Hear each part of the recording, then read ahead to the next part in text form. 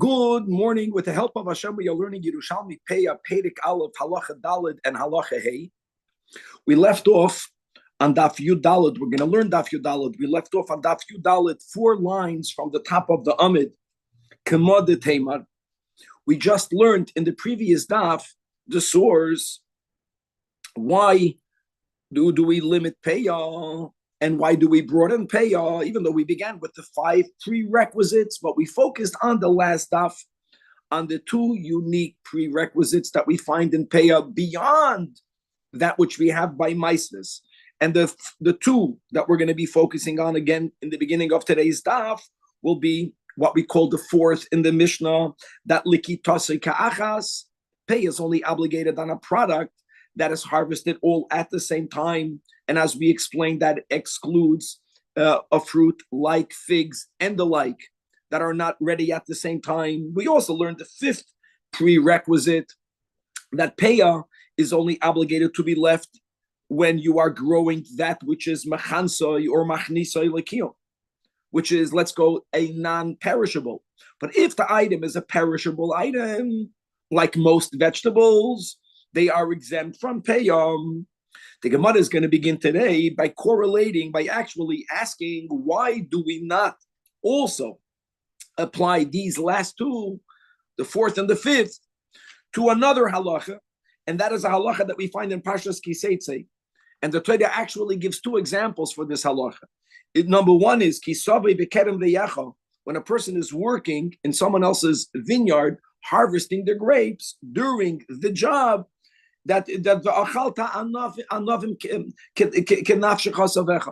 the worker is allowed to eat from those grapes, even though the Torah says you can't like box them away. You can't put them in a keli and remove them from the field.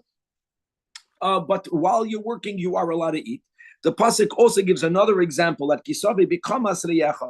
that when a person enters a grain field of his fellow to harvest it, you can pluck the ears with your hand. And the Gemara is going to be asking, why don't we limit, as we do by Peya, by the din that a worker can eat from his product, to that which is only likitase ka'achas and mechansei lekiyum, because the Torah gives 2 examples, the example of a kerem and the example of a grain field. Why don't we use that to be a binyanav, that when does the worker have the right to eat? Only if these 2 criteria are met. That's going to be the Gemara's kasha, and we're going to have a fantastic answer. We will have in our Gemara today a machlekes tanoim regarding the 8th example of fruits that the Mishnah gives, and that is the date. The Gemara is going to be speaking about a certain type of date called the roitav date. Kevin will find a pick when we get there. We'll see whether it is included or not included in the obligation of Peya. And finally, we're going to have on Daf Yudalo Domadalev a discussion regarding koil kos. Now, koil kos is spelled Kuf Vav Lamed Kuf Samach. Just to speak it out now, we'll repeat it bekitzer later. There's actually amongst the Mefarshim 4 understandings of the kolkos. Either it's similar to a luf. A luf is a certain type of onion whose seed does not disintegrate when you plant it. Kolkos might be some sort of edible root of an Egyptian plant. Kolkos might be a bean from the bean family. Kolkos might be a cabbage from the cabbage family. We're going to stick to the word kolkos, and we're going to have a discussion regarding it, whether it has a din of a vegetable, whether it has a din of a tree, of a fruit of a tree, as we will see. And on Daf Yud Dalid Amid Beis, we're going to start Halacha Hey. We're going to start the new Mishnah. Now, guys, the new Mishnah is going to focus on the following. We already said, the Torah says, that Peya lechatchila ideally should be left from standing grain or from whatever it is yet unharvested. It's really a mitzvah to leave it, not to harvest it. What happens if a person harvested their entire field, including the Peya? So the rule is, the obligation is that a person has to designate Peya. Let's speak about crops. You have to leave a portion from the cut crop, from the harvested crop. And we go further. Until when? Until when the person baked goods Even from baked goods, if you didn't leave payah, you have to give some of your baked goods for the poor. Now, why are we speaking about that?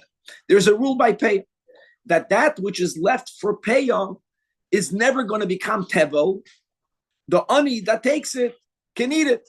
No maisris has to be separated. Maisris doesn't only mean maiser. It's a generic word which includes truma, not truma gedoyla, not maiser rishon, not maiser sheni, not trumas maiser, nothing. Okay, says our Mishnah that when do we say that you don't have to separate maisris from payah? Obviously, if you leave it uncut, even if you already harvested the crop, as long as you are separating payah prior to the meruach, it remains exempt from meiser.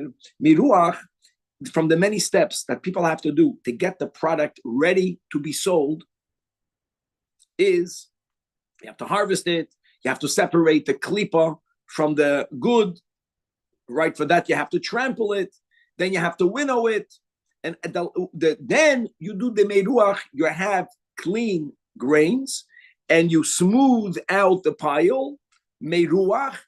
From the moment you did the meruach, now the obligation of maisres is chal on that pile. It becomes tevel. Now that it becomes tevel, you can't benefit, you can't eat from it prior to separating trumas or maisres. So the Mishnah is saying that if the farmer did meruach and then he chaps, I didn't leave payah, since the obligation of maisres was already chal, it went into effect on the grain. Yes, you have to separate payah. But the ani who's getting the payah is getting payah that's called tevel. And now the ani will be obligated to separate the trumas umaises. So since the Mishnah is speaking about the power of meruach, we're going to actually learn in the Mishnah many halachas b'chlal of maisres and how meruach will affect those halachas. Generally following the rule that even when there is an exemption of maisres, that exemption is only until the meruach. Once the meruach is chal, you cannot be exempt anymore. Like, for example, hefker. Do you know that produce that's hefker doesn't have to be tithed? Same concept. When do we say that produce that's hefker is not obligated to have a tithe removed from it? If it was made hefker prior to the meruach. Once there is a meruach, once there is the gemara malacha, once there is a chiyuv for this to be tithed, just because now you're mafkir it, you cannot undo the tevel. Okay, so we're going to learn many other halachas of maiseres, and if we'll have time, we'll begin with the Gemara. The Gemara is going to speak about bikurim, how bikurim actually will be an exception to this rule, but Chevra, there's going to be many halachas in today's daf, and let's dive right in. So daf Yud Dalid Amid Aleph, 4 lines from the top of the Amid by the dot, asks the Gemara. We made a binyanav, right? Yesterday's binyanav was from Kerem, Zayis, and from Katzir. Really, we said it would have been enough to have one. We needed to have all 3 because each one has something that the other one, the Zayis is unique and Kerem is unique, and they are only from the Shivas Haminim. So if the Torah tells you a din from one of the Shivas Haminim, you might think it's only limited to the Shivas Haminim. But listen, after the Gemara, bomb question, as we spoke on in the intro. Let's read it inside. Kamod the Tamar, just like we established. Gab Katzir. That what? That only, this is prerequisite number 4 in the Mishnah. Only davar shalikitasi ka'achas, then it's chayiv in payam. And really, the Gemara doesn't only mean prerequisite number 4, but we also mean prerequisite number 5, which is umachansoy or umachnisoy. There's different ways it's written. Likiyum, and if not, it's not obligated in payam, like the kedem, like the zayis, like the wheat, like the ubekutzechem. So now the bomb question is, why don't we say also regarding the halacha of a poil? Like we quoted the 2 psukim that we have in Parshas Kiseitze. Yeah, Danny, that a poil, when he's working, there's many other limitations, but at a certain window, the worker is allowed to eat from the product that he's working with. The examples the Torah gives, again, is Kisave Bikerem Riyacha, V'achalta Anovim Kenafshech Chasavecha.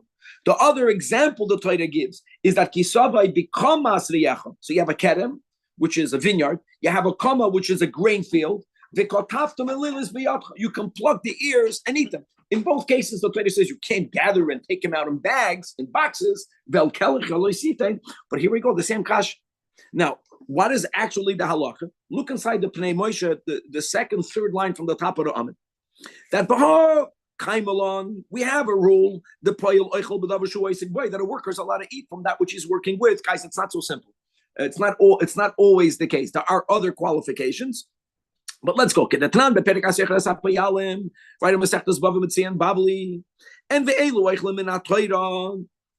biblically, he has that permit. What does that apply to? As long as he's working with that which is b'mechuba lekarka. So if you're working in a candy factory, in a chocolate factory, no, you can't eat as much as you want. It has to be something that's growing, and only b'shas gemar melach. Those are the limitations. But other than these limitations, gesun tehait, you eat. Fragt die Gemara, was hast du parech? The nail of payel, the mematzino mi payel. That what? Just like by payel. The ene yechel elebedover shalikitasi ka'achas. And like I mentioned by heart, even though the Gemara only mentioned the kitasi ka'achas, the Yerushalmi is always mekatze. It's really also regarding the fifth criteria, which are the two unique halachas of payah that goes beyond ma'aser, like we learned yesterday. Umachnisoy lekiyam. That's the way he's going to say it. But anantanan, yet we learned that we're not limited. The din of a payil is not limited. For example, the Mishnah writes befedish that or the Gemara writes befedish that if a worker is working with te'enim, if he's working with figs are not gathered at the same time. Or oichel, he gets to eat.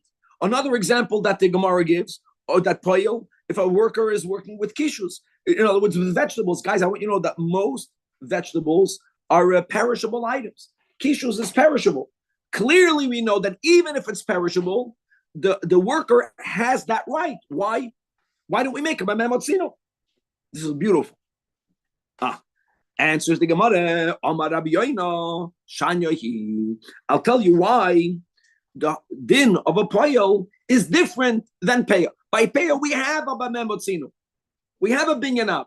We don't have that. We can't have that by a payel. Why? Because look inside the Chumash.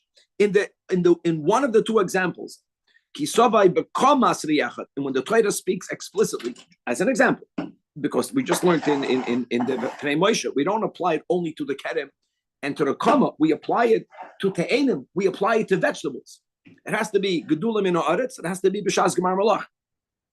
So the Torah writes these words, v'kotaftum elilois biyodech. Literally, it means that the worker can pluck the ears with his hand to eat it.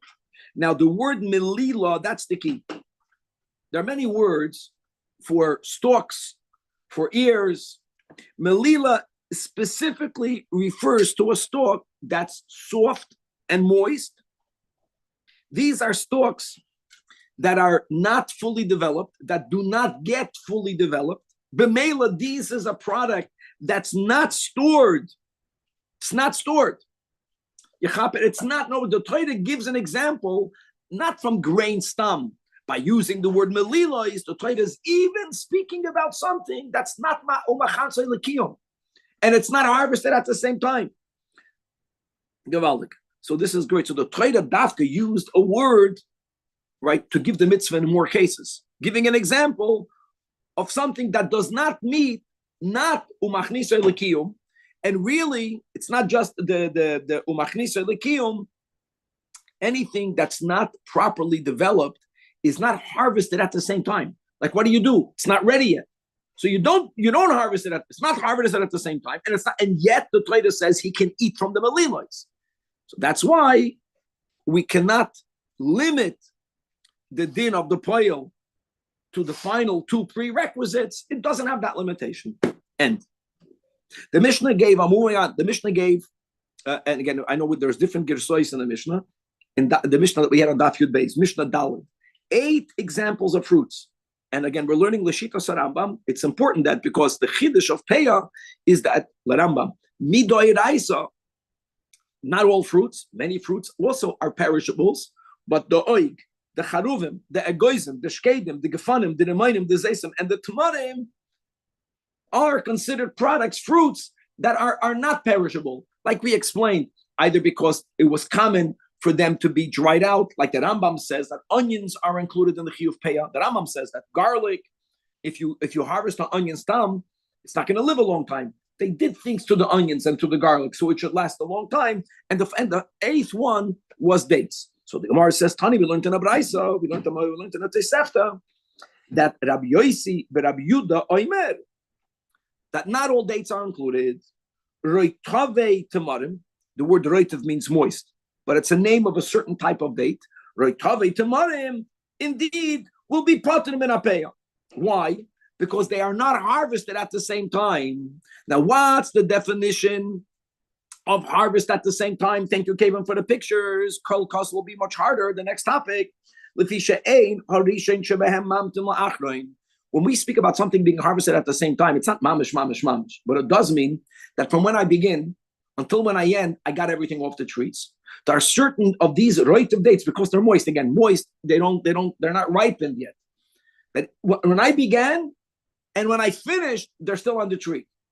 Another time, I'll do it later.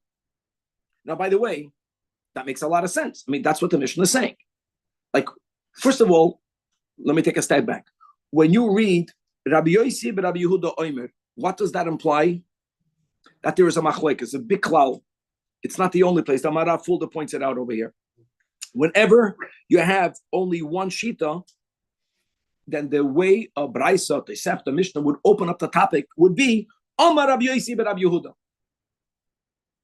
You know, it's just because one Tana says a din, it doesn't mean that everyone else argues with him. He was the one that said it. Could be everyone else agreed with him. But when that's the case, you use the word Amar before the name. That's the klal. It's a big klal. Whenever you learn a Braisa, Mishnah, whenever you learn Tanoim, and there's only one opinion quoted, but instead of the word Amar being in the beginning, it's later that Rabbi Yosef, that means that the Chachamim disagree. No, everyone else holds different. He says, so now, based on that, knowing of how to learn, why would the Chachamim disagree with this? The Mishnah gave a rule. Yeah, if these dates they're not harvested at the same time, then why would they be included? That's the Gemara's kasha. So, fragt die Gemara, Yos Amar Rabbi Yosi Rabbi Yehuda. Yos means emes, or good. And therefore, my Tamad Rabbanan, why would the Chachamim disagree? Says just learning today this was worth it. Saying it's a good klal to know when you learn all Tanoim, whether the Amar comes before, whether the Amar comes later. So when we say every day in davening, Rabbi Shmuel Oimer, the Shlosh Esrei Midos. So we just quoted this, I think, yesterday, 2 days ago. That's a big topic, the Yud Gimel Midos. Like Rabbi Kiva holds, not klal uprato klal, ribui miyat ribui. It's the same, but it's not the same. Just whenever the word Amar is written after a name, even if you think there's only one name, if the others, you don't know who the others are, the Chacham. So why would they argue? So Amar Rab Ze'edam, because the way of the world was, after the roitiv dates were harvested, don't forget, they're not harvested at the same time. You pluck one now, you pluck one later. They're very moist. They're not ripe. This is not only by roitiv dates. There are many fruits that when you take off the tree, you cannot yet eat them. I'll give you an amashal that I learned with the dihav uvda, an avocado. I have on my backyard an avocado tree. I thought they never get ripe. For many years, someone says, no, you harvest them and you put them in a brown bag. No, there are certain things that on the tree, that's the most they get. But for them to be edible, you have to do other things. Roitiv dates, they would gather them. They would put them in a big pile and they would ferment together. So that's good. They became so oily together. They became warm together. You know what they did? That process concluded altogether. So it's off the tree. You did not pick it at the same time. But anyways, a roitiv date, because of its moisture, which means it's not fully ripe, no one ate it off the tree. Even when you picked it off the tree, you put it in a pile and it was warming together. That process, even though you threw one roitiv date a month ago, I don't know how long it took, or a week ago, or a day ago, and one today, not at the same time, but that pile became ready at the same time. So that's why the Chachamim consider it likitase ka'achas, because likita doesn't have to mean off the tree. Normally it means off the tree. Normally it means off the ground, if it's ready by the ground. But if it's ready by a next step, the next step is all together. And Rabbi Yosi ben Rabbi Yehuda says, no, we don't care about the next step. We care about the tree. That's at least you understand why there's a machlokes between the Chachamim and Rabbi Yossi and Rabbi Yehuda. And the final topic of this sugya, Daf Yudal Damad Aleph, and as we mentioned, that we're going to stick to the word koil kos. And I challenged Kevin with pictures because he has to find 4 pictures, whether it's a type of onion, whether it's a type of edible root of an Egyptian plant, whether it's a bean, whether it's a cabbage. Let's stick to the word kol kos. There is a question which is very unusual as to, well, it's not really a question. Before you learn, one can wonder whether it's considered a vegetable or a fruit. What would be even the havamina? Why it would be? Well, it's not considered a fruit. Don't forget, guys, that when it comes to peya, we're going all with the Rambam. Really, according to Rabbeinu Tam, it won't make a difference. Let it be midrabanan. Vegetables and fruits are equally obligated or exempt from peya. It's all about the 5 prerequisites. Okay, and the kol kos meets whatever it is. It meets the prerequisites. It's chayiv and peya. Yet there is a big nafkamina whether something has a din of a vegetable or whether something has a din of an ilan. B'negea peya. So before we read it inside, I want to go into the third to last line of the right side of the Rashid Elyon. These are Gavaldik rules. Here's the question, guys. We're going to learn about this later in the Mishnah. You have a field. You don't have to leave midoraisa any amount. One little amount patirs the whole field. How do you define a field? What I mean to say is, especially when you don't, before the Derabanan of a 60th, you can have a field that's 500 feet. You can have a field that's 20 miles. Don't forget midoraisa. If it's from one field, you leave a little bit. And even midrabanan, that you have to leave a 60th, but you have to leave from each field a 60th of that field. So the question will be, there are certain natural barriers that separate a field. There's a brook of water that can go through a field. There can be trees that go through a field. There's going to be a whole topic of what's considered one field and what's considered, now the field is divided into half. The rules regarding vegetables are different versus the rules regarding an orchard. No, it's halachically what is considered the hafsaka in a ilan field to make it into 2 is not the same for Yerek. It's different rules. So that's the question. The question is, let's read it inside now. You have all these options of kolkos that no one knows how to argue with him. Yeah, okay. The nish. So first of all, let's read the words ki yarak, like we just explained. Ki yarak means it's not considered a stay ilan. Just to give you a rule, by stay ilan, the only thing that is considered a proper barrier in a stay ilan is a physical fence, a geder.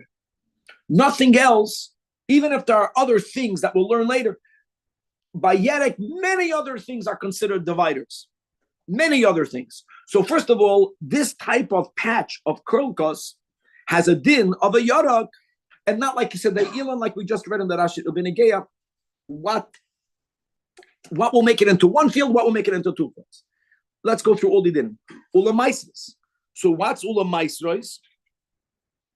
Ulamaisros, every year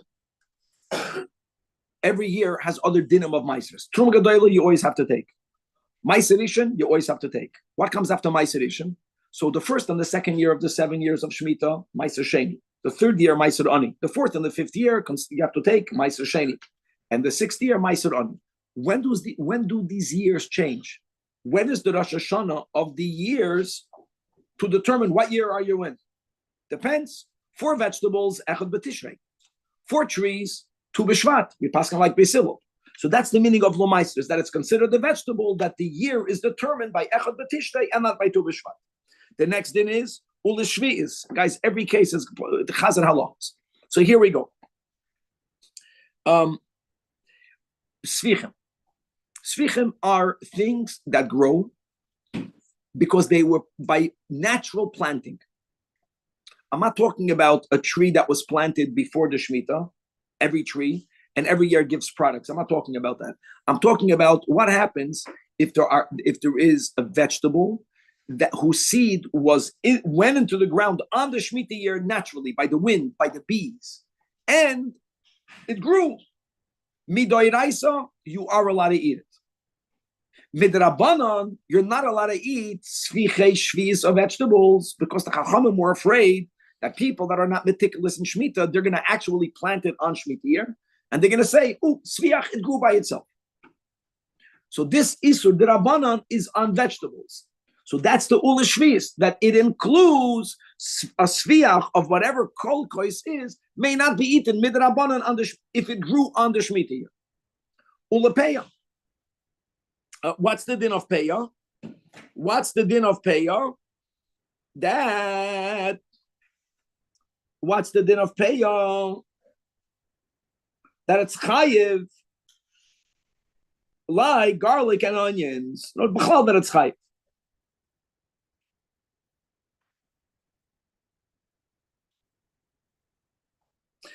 Actually, what the Pnei Moshe writes, that it's exempt. No, it's really, what is it? If listen, I'll tell you, if it's a perishable, then peya, perishable, exempt. If it's not perishable, chayiv. So really, the machlokes here and the Rash and the Pnei Moshe is all about what is the kolkos. We don't have the words of bikurim. Okay. What are we goydes instead of bikurim? We're going to learn. The Rash Elia Ula Kalayim. This is great, and we just learned we learned a big rule by Kalayim. What did we learn by Kalayim? That I am allowed to plant a tree in a kedem. Crazy.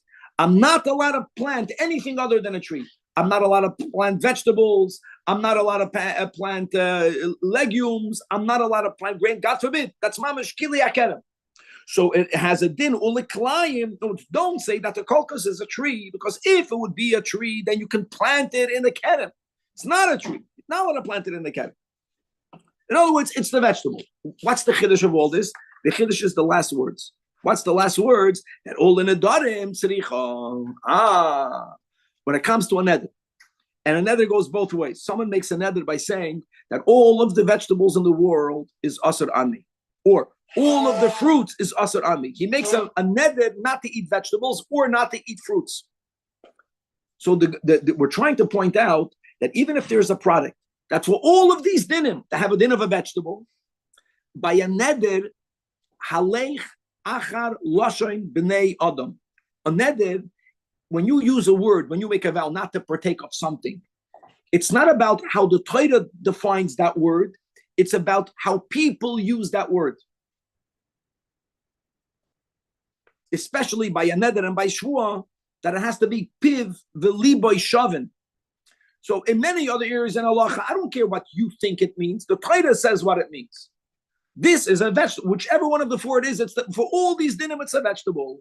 You see, yet, if you're living in a place where people refer to this kokos as a fruit, and you have this chacham there that says all of the fruits are prohibited, this guy might be also to eat the kokos. You cannot say that in all of these halachas, dinoi kiyarak, so it's not included. No. Or vice versa. In other words, it's tzricha means you have to know not what the halacha is. You have to know how people refer to this kolkos. And if you're living in a place where it means a vegetable, for nadarim, it's included in a vegetable. If it's people see it as a fruit, like I give you an example, banana. That's a great example. Most people look at banana like a fruit. Why would it not be a fruit? It grows off a tree. So if a person says that to say that this guy can eat a banana, well, if he's a fruma yid and he makes brachas, mistama it's not included because he knows it's a boy pri adama. But that's the point of the base. Okay, so that was a great chazor and many dinner. Guys, that few daladam at base. This is mamish great. Not intimidated. You look at the small amudim lach, and let's go slowly. So as we mentioned, one of the unique dinim of peya is that peya that the ani takes never has to be tithed. When we say tithed, we don't only mean meiser. We mean nothing. Not truma gedola, not meiser rishon, not meiser sheni. No, it never becomes tebel.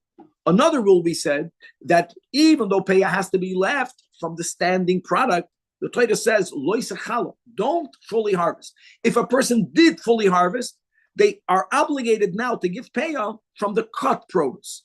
Now, what happens if they didn't only harvest it? They did step number one, there's cutting, and then, like we said, then there's threshing, and then there's winnowing. Even if they baked it, as long as it's not fully consumed, give peya and nach with the shiyurim, with the rabbanon, a 60th.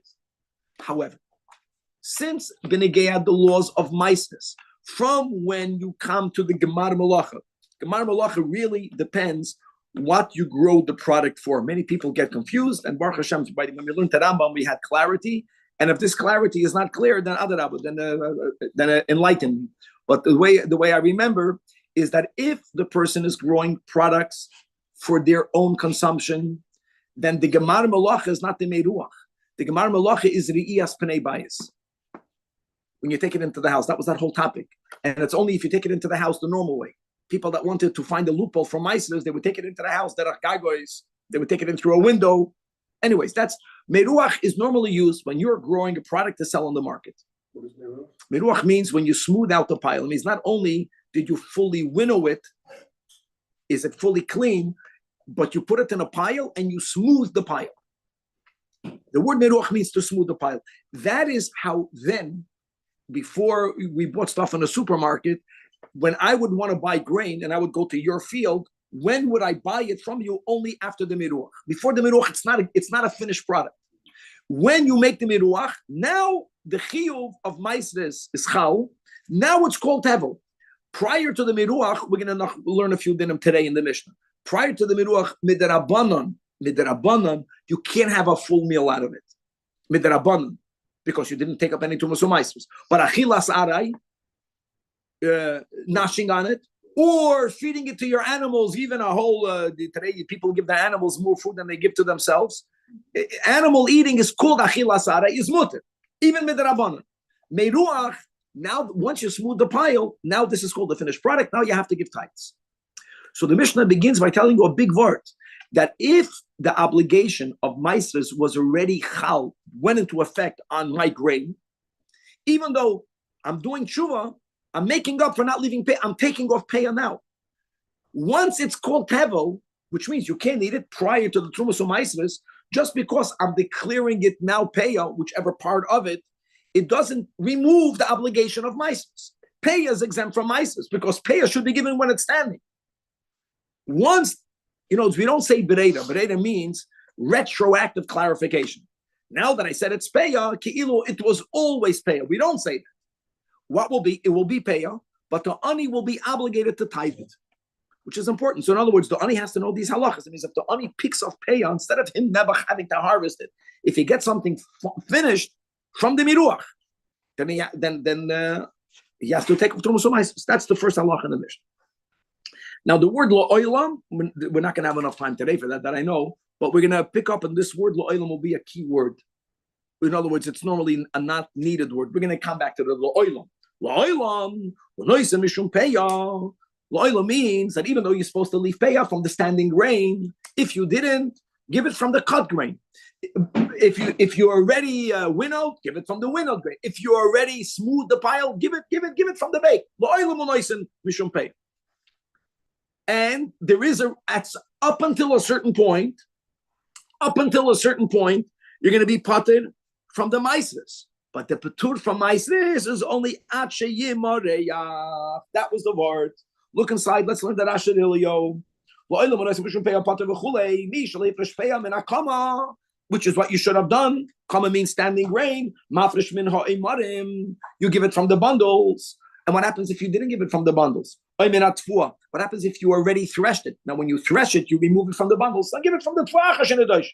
As we learn in the Sefta, and as it's brought down in Bavliya, Goizel Kavam. The Ka'amar here, the Mishnah is saying that up until the Meruach, not only do you give the Pe'el Aniyim, but you still remain exempt from Maisres. Just like if you give it b'mechubar, the ani knows. The ani harvests it, doesn't have to tithe it. We're not familiar with tithing. Something to know, when we went as a group, we went to Eretz Yisrael, to the Golan Heights, if you call it. We went to Me'ever LaYarden, and by Rabbi Herzl. So I had this chus of separating Trumas and Maisres. It's something that he does. You gather fruit over there, and you separate. You make two brachas. There's Trumas and Maisres, then there's Pidyon Maisres Sheni. Each one it's gavaldi. So we have to get used to it.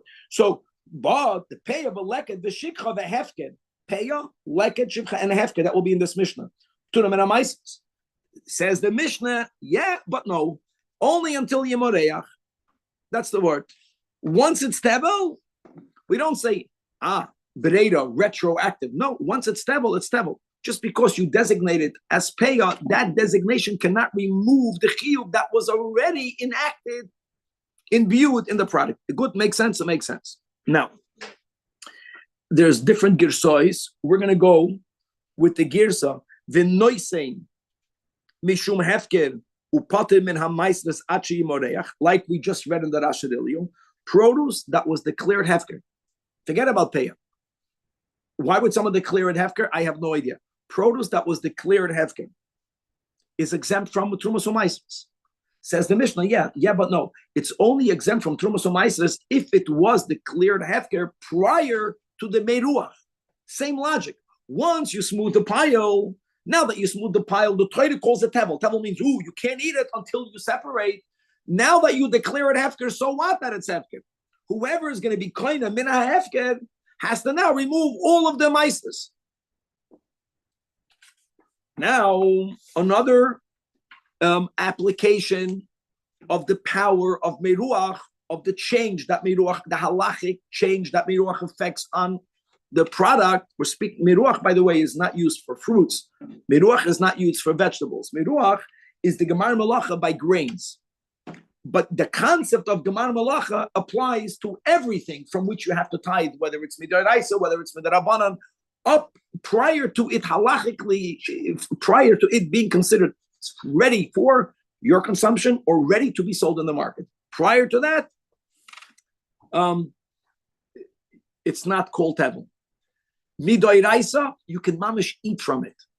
However, Midarabanan,